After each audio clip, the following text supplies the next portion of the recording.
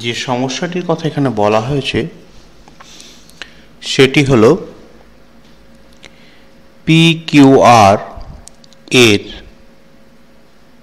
ত্রিভুজ PQR এর কোণ PQR সমান 30 ডিগ্রি, কোণ PRQ সমান 75 ডিগ্রি, কোণ QR সমান 8 সেমি, ত্রিভুজ PQR এর সমান ক্ষেত্রফল বিশিষ্ট একটি আয়তক্ষেত্র আঁকি। অর্থাৎ এখানে প্রথমে একটা ত্রিভুজ অঙ্কন করতে হবে PQR, যার PQR কোণটি হচ্ছে 30 ডিগ্রি এবং PRQ কোণটি হচ্ছে 75 ডিগ্রি এবং QR রেখাটি হচ্ছে 8 সেমি।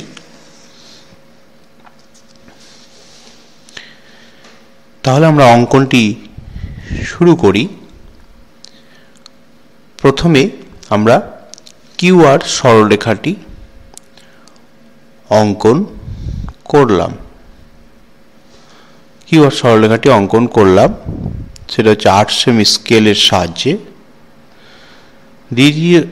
দ্বিতীয় যে কথাটি বলা হয়েছে সেটা হচ্ছে 75 ডিগ্রি কোণ এবং 30 ডিগ্রি কোণ, সে দুটোই আমরা আলাদা করে অঙ্কন করলাম। এরপর এই QR এর সমান করে একটি QR সরলরেখা এখানে অঙ্কন করলাম। তারপর এই দুটি যে কোণের কথা বলা হয়েছে সেই কোণ দুটি যথাস্থানে অঙ্কন করলাম। কারণ প্রথম কোণটির কথা যেটা বলা হয়েছে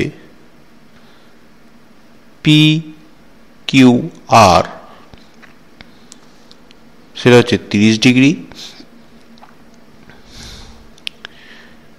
আর দ্বিতীয় যে কোণটির কথা বলা হয়েছে সেটা হচ্ছে 75 ডিগ্রি, সেটা হচ্ছে PRQ। এই দুটি কোণ আমরা অঙ্কন করলাম।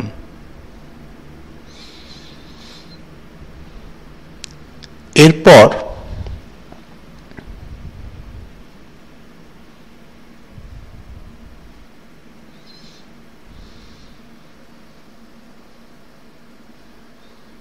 P বিন্দু দিয়ে QR সরলরেখার সমান্তরাল সরলরেখা EPF অঙ্কন করা হলো।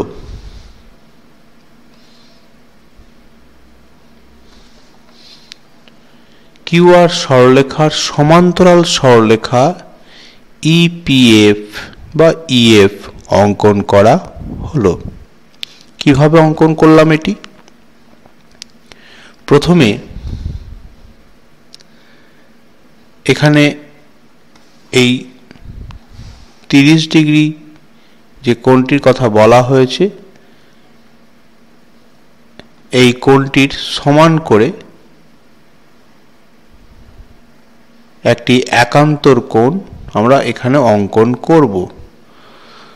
তাহলে Q বিন্দুতে এই ব্যাসার্ধ নিয়ে একটি বৃত্তচাপ অঙ্কন করা হলো। সেই একই ব্যাসার্ধ নিয়ে P বিন্দুতে একটি বৃত্তচাপ অঙ্কন করা হলো। এইভাবে তারপর এই বৃত্তচাপ নিয়ে এই বৃত্তচাপের সমান বৃত্তচাপ অর্থাৎ সমান ব্যাসার্ধের বৃত্তচাপ একটি অঙ্কন করা হবে। কোথায় অঙ্কন করা হবে? সমান ব্যাসার্ধের বৃত্তচাপ এইখানে অঙ্কন করা হবে। তার ফলে এই দুটি বৃত্তচাপ যে স্থানে বা যেখানে ছেদ করবে সেটি হলো এই প্রথম বৃত্তচাপ, দ্বিতীয় বৃত্তচাপটি হলো এই বিন্দুতে ছেদ করেছে। এরপর পি এবং এই বিন্দুর সংযোজক সরলরেখাকে উভয় দিকে বর্ধিত করলে ইপিএফ পর্যন্ত উভয় দিকে বর্ধিত করা হলো। ইপিএফ পর্যন্ত উভয় দিকে বর্ধিত করা হলো।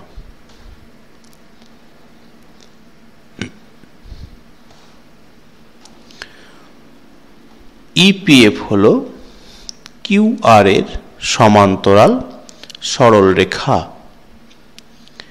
এরপর কিউআর এর লম্ব সমদ্বিখণ্ড অঙ্কন করা হবে, যা কিউআর কে ডি বিন্দুতে ছেদ করেছে। অর্থাৎ এইখানে লম্ব সমদ্বিখণ্ডক অঙ্কন করা হবে। কার লম্ব সমদ্বিখণ্ডক? কিউআর এর লম্ব সমদ্বিখণ্ডক অঙ্কন করা হবে। সেটি কিভাবে করা হচ্ছে একবার দেখা যাক।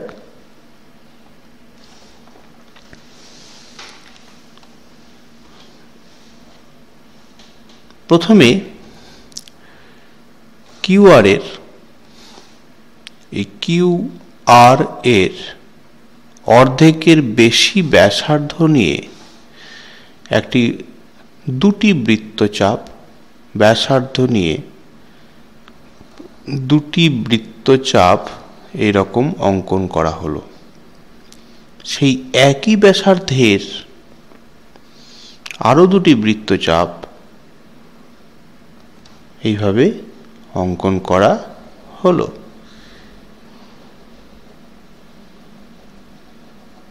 এইভাবে অঙ্কন করা হলো।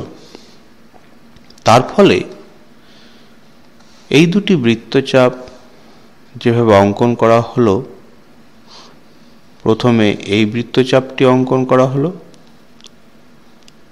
তারপর এই বৃত্তচাপটি, তারপর আবার এই বৃত্তচাপ এবং তারপর এই বৃত্তচাপ। এর ফলে এই বৃত্তচাপগুলি এখানে একটা বিন্দুতে ছেদ করেছে, এখানে একটা বিন্দুতে ছেদ করেছে। এই দুটি বিন্দুর সংযোজক সরলরেখা কিউআর কে ডি বিন্দুতে ছেদ করেছে। ডি বিন্দুতে ছেদ করেছে। তার ফলে ডি বিন্দুতে কিউআর সরলরেখা সমদ্বিখণ্ডিত হয়েছে, লম্বভাবে সমদ্বিখণ্ডিত হয়েছে। এটা হচ্ছে লম্ব সমদ্বিখণ্ডক এবং দেখা যাচ্ছে এই লম্ব সমদ্বিখণ্ডক ইএফ কে এ বিন্দুতে ছেদ করেছে। এ বিন্দুতে ছেদ করেছে। এরপর আমরা যেটি করব সেটি হচ্ছে ডিআর এর সমান ব্যাসার্ধের একটি বৃত্তচাপ অঙ্কন করব। এ বিন্দুতে কাঁটাটা বসিয়ে একটি বৃত্তচাপ অঙ্কন করব, যেটি এএফ কে বি বিন্দুতে ছেদ করেছে। অর্থাৎ অন্যভাবে বলা যায়, ডিআর এর সমান দৈর্ঘ্যের একটি দৈর্ঘ্য এএফ থেকে কেটে নেওয়া হলো। সেটি ডিআর এর সমান দৈর্ঘ্য এএফ থেকে কেটে নেওয়া হলো। সেই দৈর্ঘ্যটি হচ্ছে এবি দৈর্ঘ্য। এরপর বিআর যুক্ত করা হলো। এরপর বিআর যুক্ত করা হলো। এখানে এ বি আর ডি এই চতুর্ভুজটি হলো একটি আয়তক্ষেত্র। এই আয়তক্ষেত্রের ক্ষেত্রফল পি কিউ আর এই ত্রিভুজের ক্ষেত্রফলের সঙ্গে সমান।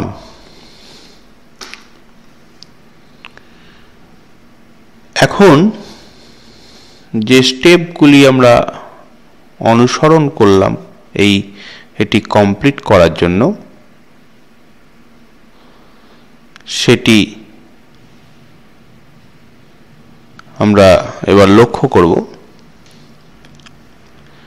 সেটি হচ্ছে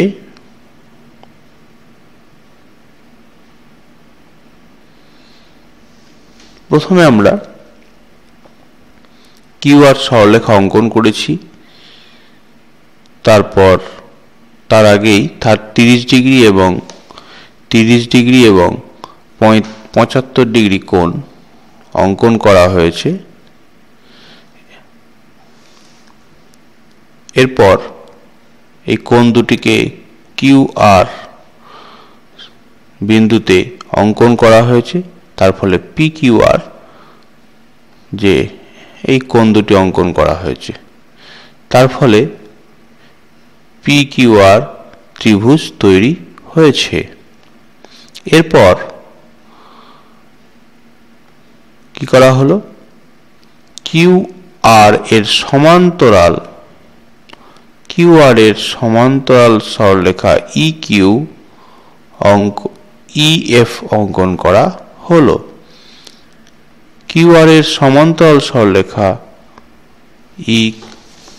আর অঙ্কন করা হলো।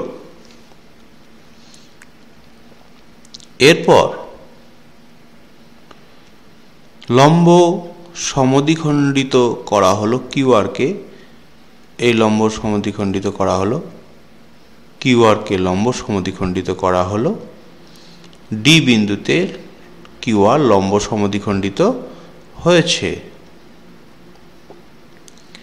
তারপর ডিআর এর সমান দৈর্ঘ্যের একটি দৈর্ঘ্য এ এফ থেকে কেটে নেওয়া হলো। সেই দৈর্ঘ্যটি হচ্ছে এবি দৈর্ঘ্য।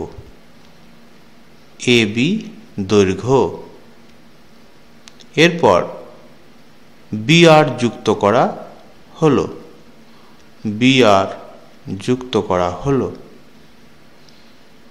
তার ফলে এবি সিডি একটি এডি আর বি একটি চতুর্ভুজ আয়তক্ষেত্র পাওয়া গেল, যার ক্ষেত্রফল পি কিউআর এর ক্ষেত্রফলের সঙ্গে সমান।